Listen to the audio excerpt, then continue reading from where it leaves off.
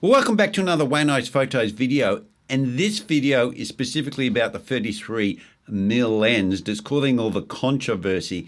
And just to address the controversy that's happening right now, it's about the adapters, because the 33mm has a protrusion on the back of the lens, and that protrusion doesn't fit into all adapters. Now, one of the adapters that I've found is it doesn't fit into the Canon EF to RF adapter that comes for the Canon cameras. And I've even had a go at modifying one because someone mentioned that on one of the chats, and I actually managed to damage it, so now it doesn't work with my EF lenses. But of course now I can fit on the 33mm lens. So I wouldn't recommend that, but I do have a adapter coming from K&F Concepts, and if it's the same design as the L mount to EF, has the same inside diameter, it should fit. From the pictures it looks the same, so I'm waiting for that to show up here on my doorstep. When it arrives, I will do a review on it. So that is only $20, folks, so it's not worth making a big deal about it for $20. So guys, that is upcoming. What adapter to get. If you want one for your L mount to EF, the K&F Concept works, and I'm hoping that the K&F Concept for the EF to RF is going to be the same design. If so, it will work as well, but I will confirm that when it arrives on my doorstep. But getting into the 33mm lens now, I have it on the camera so you can see how it looks. It's beautiful. And what we're going to do today is we're going to have a play around with some of the diopters. Now, wherever I put that diopter, it's actually on the lens right now. So let's just have a look and see if we get any artifacts from this lens. Now, when I had the 45mm with this same diopter on it, it actually caused a lot of artifacts. Now, I can't see any at the moment. I'm just going to enlarge it and see if I can see anything near my face.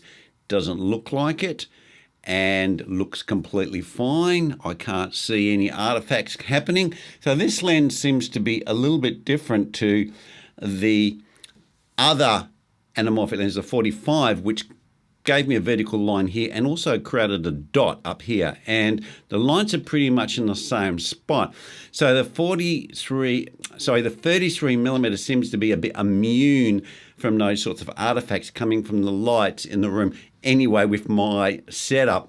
So that's a good thing. So what the diopter will do is you actually have to adjust the focus differently, so it becomes more towards infinity. It's not a minimum focus. So what it does is it causes more distortion in the background. Now, if I unscrew it now, which I've got it on here, I'm just undoing it. And if I take it off, you'll see I'll go out of focus when it comes off. There we go. Now you can see I'm out of focus and the background's more in focus. So if I then focus it back in on me, we're doing that right now. We can bring that right up. It's about there. And you can see that the background is not as blurry. And the diopters generally do make the lenses a little bit more sharper.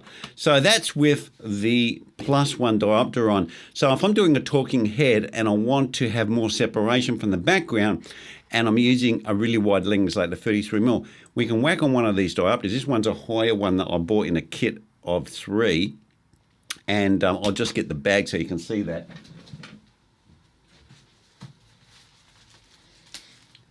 It's just the Hoya kit right here. I'm not too sure what the name of the kit is, unfortunately. I bought it in a shop and I've chucked the box away. It doesn't say anywhere else on it. So this is like a little pouch that comes with the 3 diopters, a +1, +2, and a +4.